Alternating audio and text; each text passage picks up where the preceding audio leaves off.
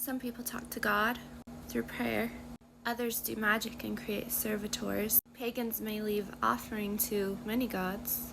Within other religions, some do believe in talking to angels even, and some believe in not doing that and only talking to God. But it definitely is within the human experience to have inner conversations. If we are to take the psychological route, we have Carl Jung explaining this through archetypes.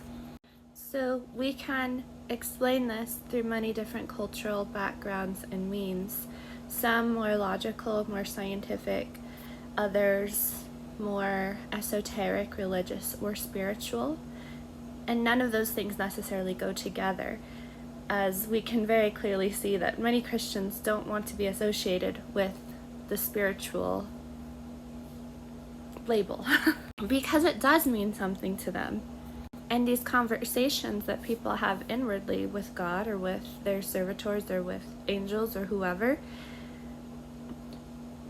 we do make distinctions and egoically attach our own identities to who it is we will speak to, and the kind of people who are also speaking to such inner entities.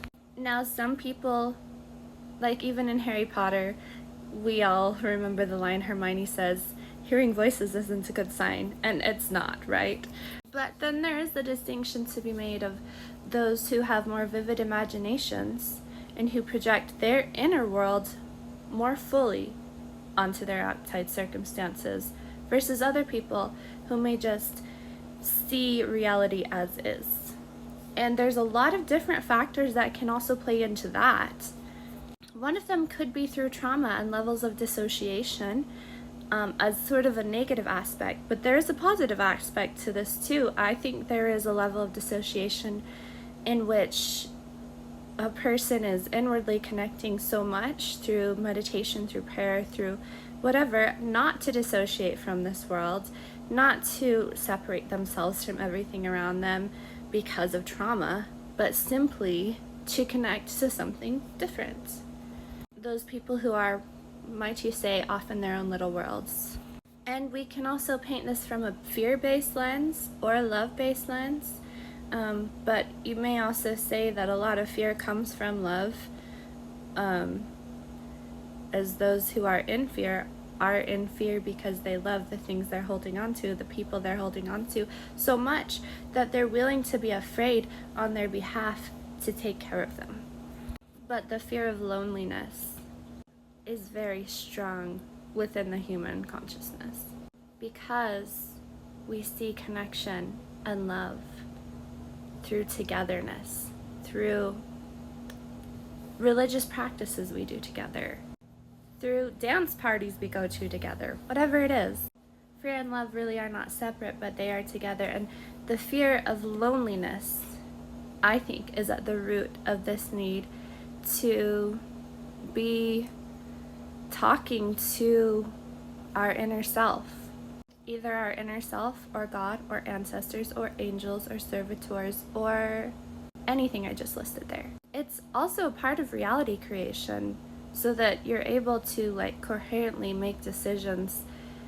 I mean, even if you're not consciously tapping into those things, on a subconscious level, if you have never prayed or even thought of that, there is the level of this inner validation we would seek, the inner child seeking to have praise from parents, teachers, leaders, whoever has guided us in the past.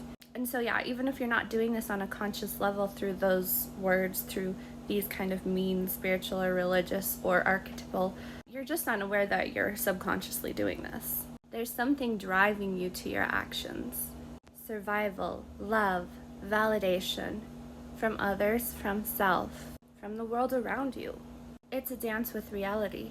When I do this, this happens. When I do that, that happens. And then we label it as positive and negative, and if we see positive things arise from it, we don't do that anymore. When we see negative things arise from that, we don't do it anymore. And it is a creation with the reality around us, whether we put characteristics, human qualities on it or not.